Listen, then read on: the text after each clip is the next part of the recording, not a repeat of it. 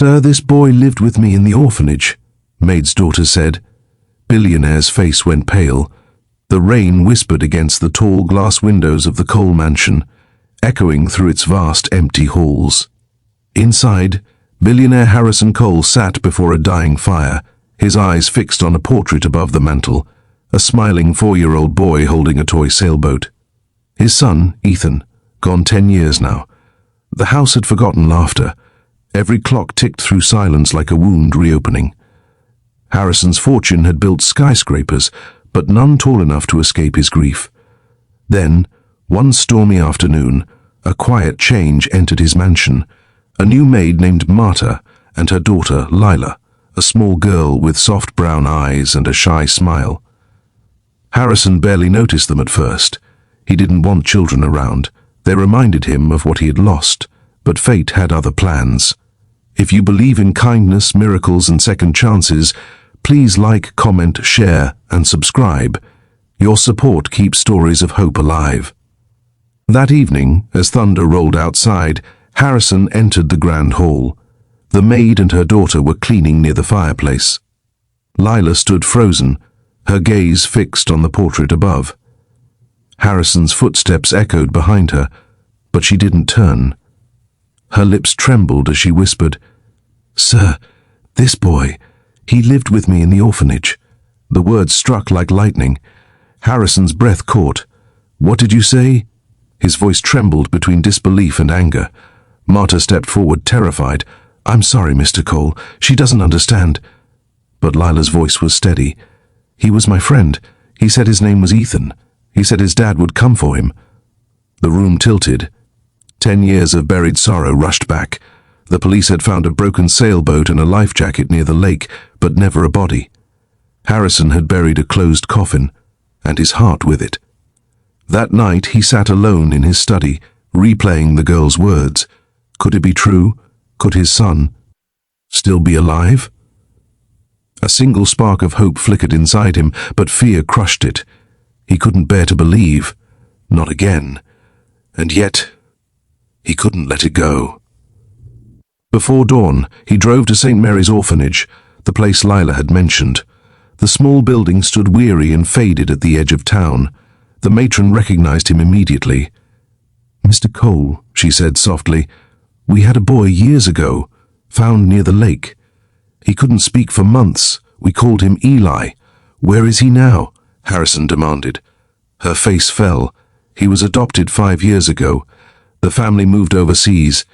Harrison walked out in silence, his heart breaking all over again. His son had lived, but he had lost him a second time. That night, as he sat staring at Ethan's portrait, Lila appeared at the door holding something small. "Sir," she whispered, "Ethan drew this for me." He unfolded the old, crumpled paper, 2 stick figures holding hands beside a sailboat. Beneath it, in shaky handwriting, me and Lila. Tears blurred his vision. Proof, not from reports or DNA, but from love itself. His boy had survived. In the days that followed, Harrison became a changed man. He hired investigators, followed adoption records, and searched tirelessly. The mansion, once cold, began to feel alive again. He spent evenings talking to Lila, hearing stories of children who had nothing, yet shared everything. He started funding orphanages and schools, not for publicity, but to fill the emptiness that wealth never could. Hope had returned to his life. Then, 6 months later, Marta ran into his office, breathless and crying. "Sir, look!" She handed him an email from an adoption agency in France. There was a photo attached, a teenage boy with golden hair standing beside a model sailboat, the same scar near his temple, the same eyes. Harrison's hands shook as he read the file. The boy's name, Eli. Adopted, abandoned, now living in a foster home. He often told stories of a father who built buildings taller than the clouds. That night, Harrison boarded his jet to Paris. At the care center, he saw him, painting quietly in the courtyard.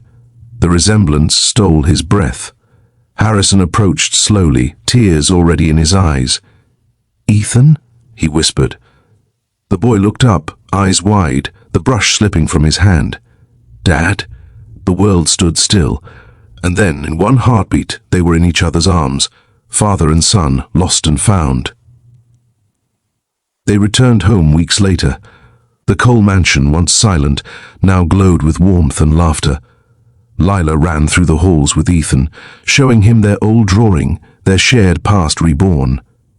Harrison watched them, his heart full for the first time in a decade. The portrait above the mantel no longer felt like a memorial. It felt like a miracle. That night, as the fire crackled softly, Harrison whispered a prayer, not of grief, but of gratitude.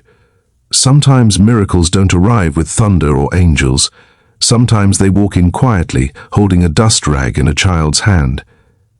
If this story touched your heart, please like, share, and subscribe. Let's spread faith in love, miracles, and second chances. Before you go, tell us in the comments, do you believe lost souls can find their way back home? Because tonight, one just did.